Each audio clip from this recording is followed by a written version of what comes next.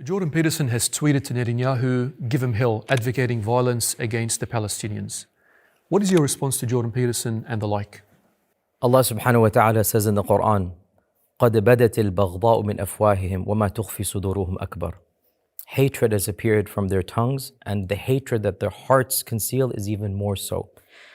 This is a person that I have been seeing his videos on and off. There's no doubt there's some issues that are positive, but I have always found him to be an ardent supporter of Zionism against our Palestinian brothers and sisters. And this has shown clearly from the very beginning. This recent tweet of his once again indicates that not just him, but overall, so many of our politicians, so many of our pseudo-philosophers, they're looking at this entire reality from an extremely skewed narrative. How can one ignore 80 years of oppression? How can one ignore 80 years of colonization? How can one ignore 80 years of direct taking over of the lands and the peoples?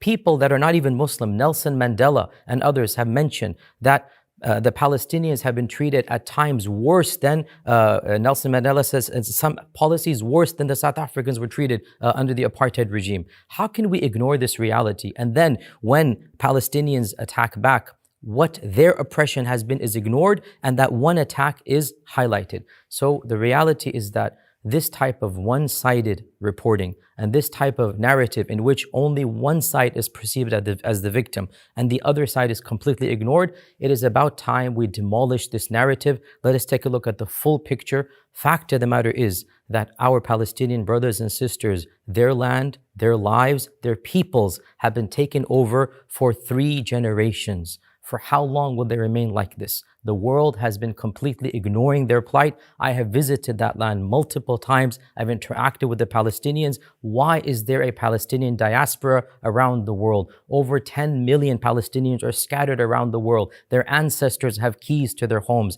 How come nobody looks at them? Nobody sees their stories. Nobody sees that Gaza is the largest open-air prison in the world. Do you know who said this? Our own President Jimmy Carter of America. Jimmy Carter visited that land and said this is the largest open-air prison that he has ever seen. Millions of people cramped in a small area, completely controlled by the surrounding territories. How come nobody sees the conditions they're living in? The refugee camps and the squalor that is happening for millions of people. So, subhanAllah, this person, all I can say back to him, as Allah says in the Quran, قُلْ مُوتُوا بِغَيْظِكُمْ. Perish in your rage. His fate and the fate of all of those who support apartheid, Allah subhanahu wa ta'ala will take care of them. May Allah Azza wa Jal protect our brothers and sisters who are oppressed. May Allah subhanahu wa ta'ala grant victory to those who have been oppressed for decades and decades. May we see victory to all of these oppressed brothers and sisters. May Allah Azza wa Jal cause us all to be instruments of khair in that region.